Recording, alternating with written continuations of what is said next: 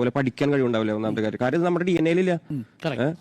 ശരിക്കും പറഞ്ഞാൽ ബേഡന്റെ ഇന്റർവ്യൂസ് കാണുമ്പോൾ ഈ പാടുന്ന ആൾ തന്നെയാണോ ഈ ഇന്റർവ്യൂ കൊടുക്കുന്നതെന്ന് ആലോചിച്ചു പോകും. ഈ പരാമർശം കേട്ടുകൊണ്ടിരുന്ന ഡോക്ടർ അരുണും അതിനെതിരായി ഒന്നും പറയുന്ന കേട്ടില്ല. ഇത് തെറ്റാണെന്ന് തെളിയിക്കാൻ ചരിത്രം മാത്രം എടുത്ത് പരിശോധിച്ചാൽ മതി. SC/ST വിഭാഗങ്ങളിലുള്ള ലെജൻഡുമാരെ നമുക്ക് അവിടെ കാണാൻ സാധിക്കും. തുല്യ അവസരങ്ങൾ ലഭിച്ചാൽ മറ്റുള്ളവരെ പോലെ തന്നെ മികവ് കാട്ടുമെന്ന് ചരിത്രം പറയുന്നുണ്ട്. 2003 ഹ്യൂമൻ ജീനോം പ്രോജക്ട് കാണിക്കുന്ന കുറച്ച് കാര്യങ്ങളുണ്ട്. മനുഷ്യർ 99.9% ഒരേ DNA ആണ് പങ്കിടുന്നത്. ജാതിയോ വംശമോ ബുദ്ധിയെ, അതായത് IQ-നെ നിർണ്ണയിക്കുന്നില്ല. റോബർട്ട് പ്ലോമിൻ പോലെയുള്ള ഗവേഷകർ പറയുന്നത് ജനിതക വ്യതിയാനങ്ങൾ വ്യക്തിഗതമാണ്, ജാതി അടിസ്ഥാനമാക്കിയുള്ളതല്ല. നേച്ചർ കമ്മ്യൂണിക്കേഷൻ എന്ന 2019 പഠനപ്രകാരം ബുദ്ധിയെ സ്വാധീനിക്കുന്ന ജീനുകൾ ജനസംഖ്യാ ഗ്രൂപ്പുകളിൽ ഒരുപോലെയാണ് വിതരണം ചെയ്യപ്പെട്ട് കാണുന്നത്. ജാതിയുമായി ബന്ധപ്പെട്ട് DNA അധിഷ്ഠിത വ്യത്യാസങ്ങൾ ഇല്ല.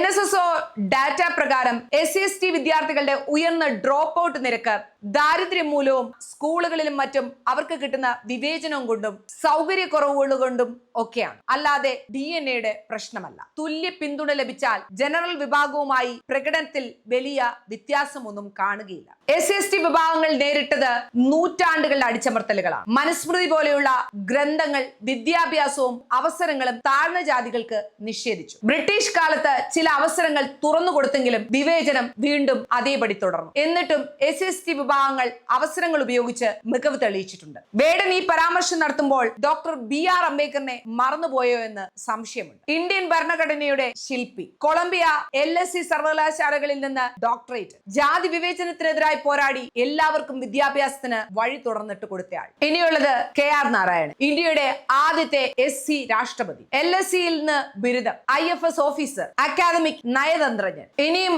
അങ്ങനെ നീണ്ടുപോകുന്ന നിരകൾ. അവരുടെ ബുദ്ധിശക്തിയും കഴിവും ലോകം കണ്ടതാണ്. ബേഡന്റെ ഈ പരാമർശം കൊണ്ട് അവഗണിക്കപ്പെടുന്നത് അവരുടെ സംഭാവനകളൊക്കെയാണ്. ജനിതക ജാതി ബന്ധം ശാസ്ത്രീയമായ ഒരു കാര്യമേ അല്ല. ബേഡൻ അത് കാര്യമായിട്ടാണെങ്കിലും തമാശക്കായിട്ടാണ് പറഞ്ഞതെങ്കിലും അങ്ങനെ ഒരു സയൻസ് ഇല്ല. ഇത് തെറ്റായ ഒരു പരാമർശം തന്നെയാണ്. ഈ പരാമർശം SC/ST ആക്ട് പ്രകാരം നിയമലംഘനം കൂടിയാണ്. ബേഡന്റെ വാദം ചിലപ്പോൾ വ്യക്തിപരമായ മുൻവിധിയെ അടിസ്ഥാനമാക്കിയുള്ളതായിരിക്കാം. SC/ST കുട്ടികളുടെ ആത്മവിശ്വാസത്തെ പോലും തകർക്കുന്ന ഒരു കാര്യമാണ് ബേഡൻ പറഞ്ഞിരിക്കുന്നത്. വിദ്യാഭ്യാസത്തിലുണ്ടായ പ്രശ്നങ്ങൾക്ക് കാരണം DNA അല്ല. തുല്യ അവസരങ്ങൾ നൽകുമ്പോൾ SC/ST വിഭാഗക്കാർ മറ്റുള്ളവരെ പോലെ തന്നെ തിളങ്ങുന്നതായി നമ്മൾ കാണുന്നുമുണ്ട്. അല്ലാത്തവരുടെ കുടുംബ സാഹചര്യങ്ങളും ദാരിദ്ര്യവും ജാതി വ്യവസ്ഥ പേർന്ന സമൂഹവും ഒക്കെയാണ് അവരെ ഈ കാര്യത്തിൽ പിന്നോട്ട് വലിക്കുന്നത്. അതുകൊണ്ട് തന്നെ ഇങ്ങനെയുള്ള പരാമർശങ്ങൾ സമൂഹത്തിന് ഹാനികരം തന്നെയാണ്.